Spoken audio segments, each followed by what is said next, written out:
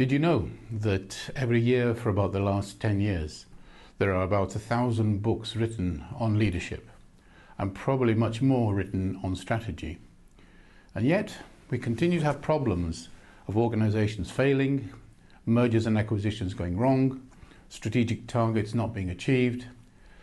Initial analysis indicates that only a small proportion of organizations realize sustainable value.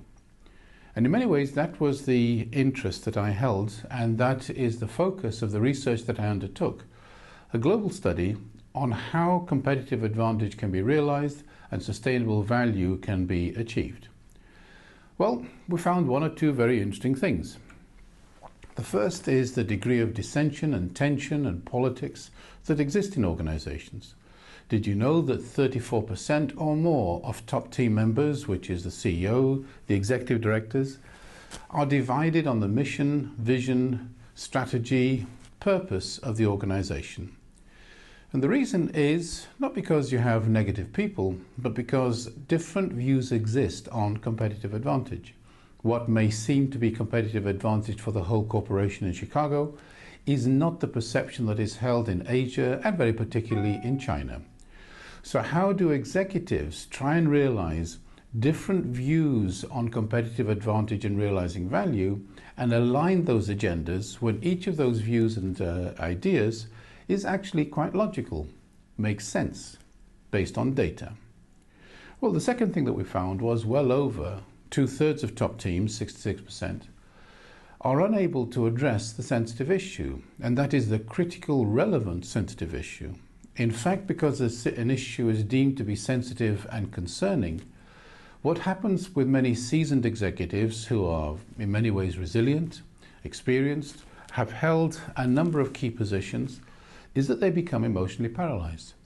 They don't know what to talk about, how to talk about it, and in fact, their views and insights about the issue and what should happen are quite profound.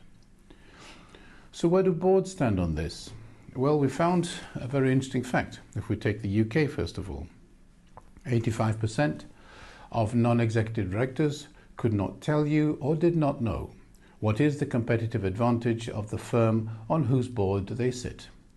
Now, was this any different in most other countries? The answer is no. In fact, in many ways, the UK didn't turn out to be too bad.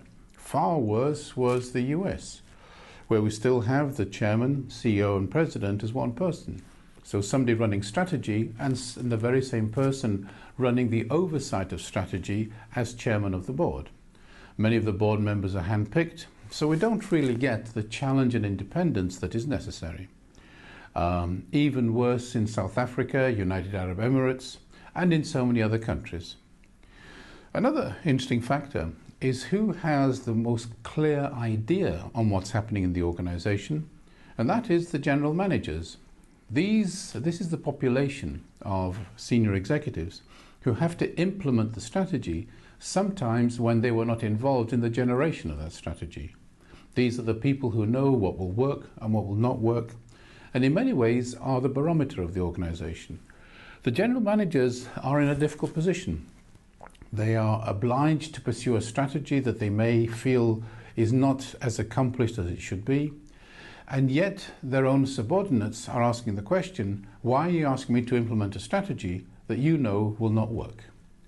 So what we have at senior levels is a very interesting phenomenon. It's diversity. It's a diversity of thinking. It's a diversity concerning tensions.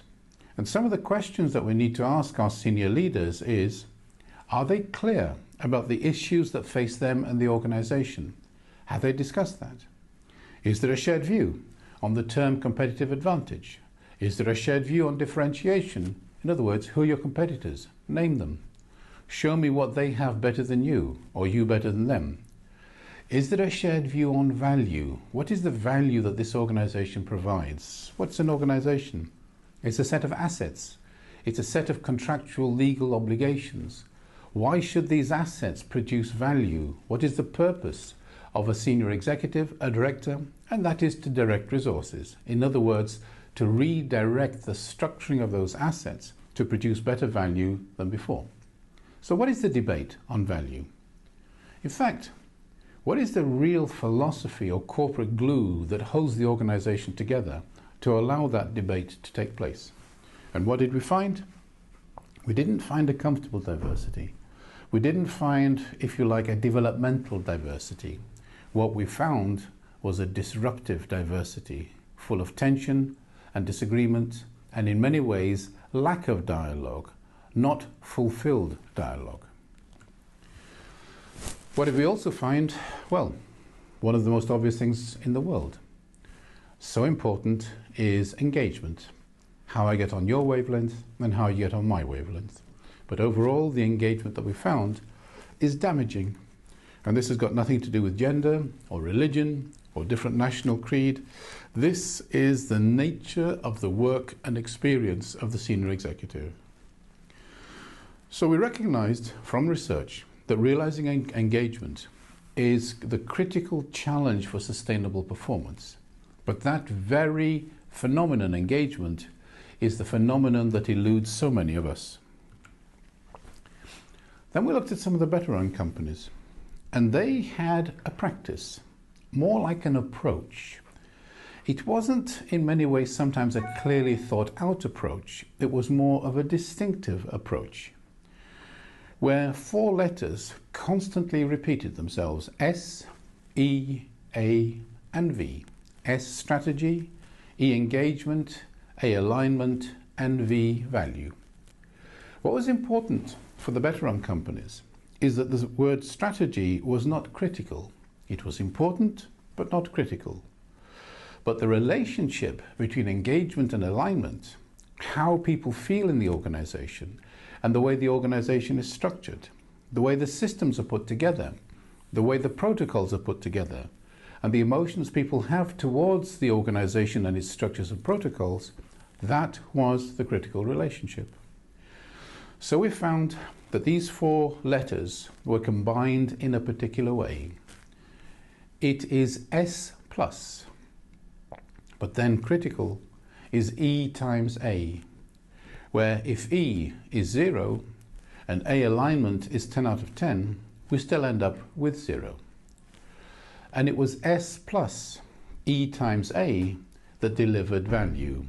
And this was the value that was actually delivered on the shop floor and in the organization and to stakeholders and to customers, because that value had been given scrupulous attention. What made E times A work? And that is evidence.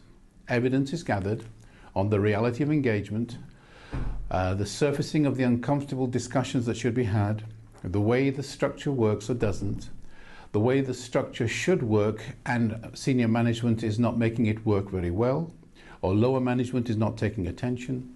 It was that hard-nosed evidence that was gathered that forced the debate that should have been had for ages. That is what made value delivery realistic. However, that was only about 18% of the world's companies. And we looked at China, America, Europe, Australia, Asia, all sorts of different regions and nations.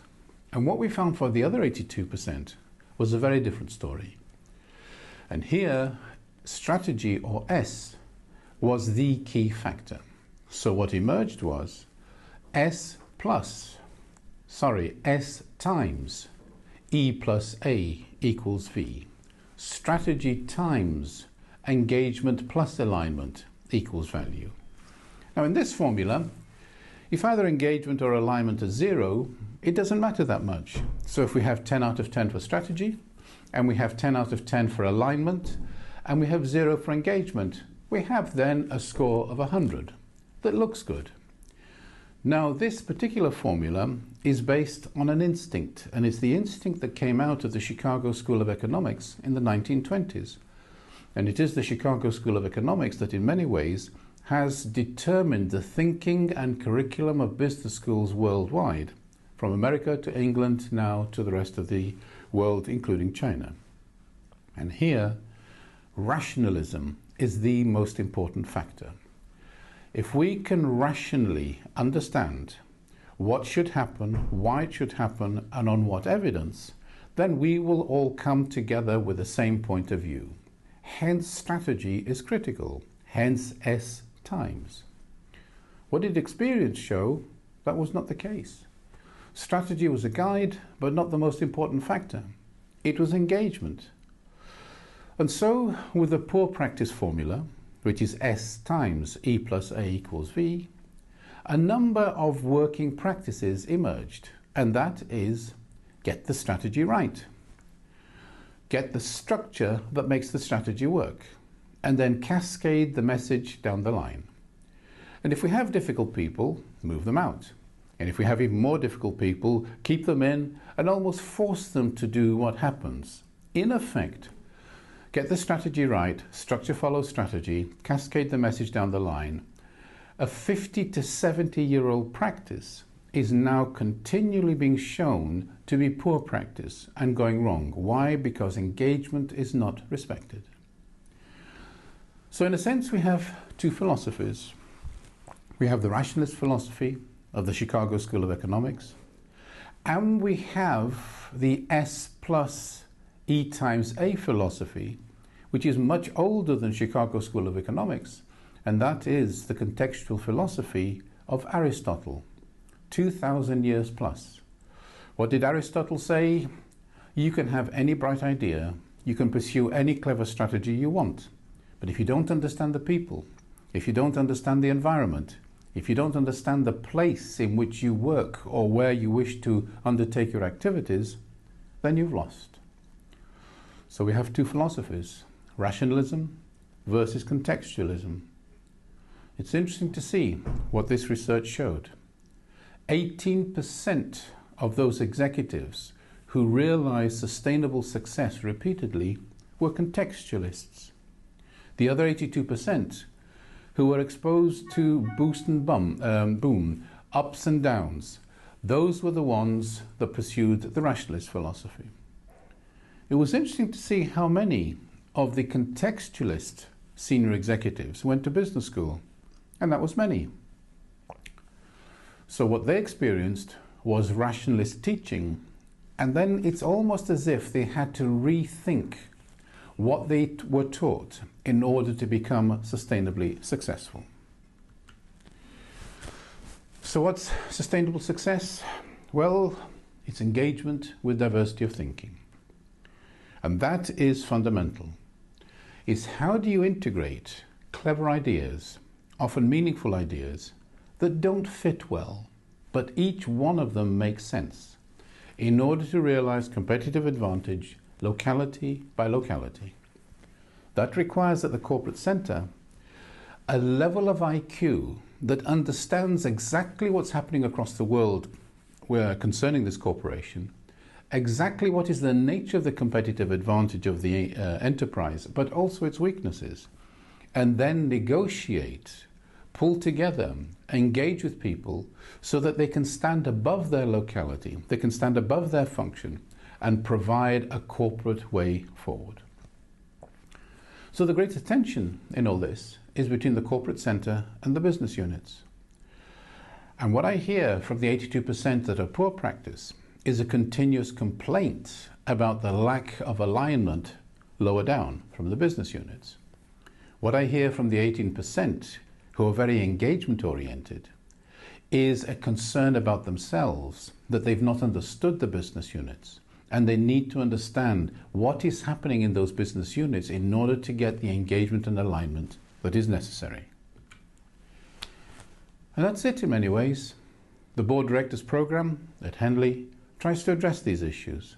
It looks at the world from the Board Director's perspective, in effect the non-executive director's perspective, from the executive director's perspective, and from the general manager's perspective. And it integrates governance, strategy, and strategy execution. And it is that combination of governance, strategy, and strategy execution that makes the difference if you wish to be one of the 18% of organizations that realize competitive advantage continually.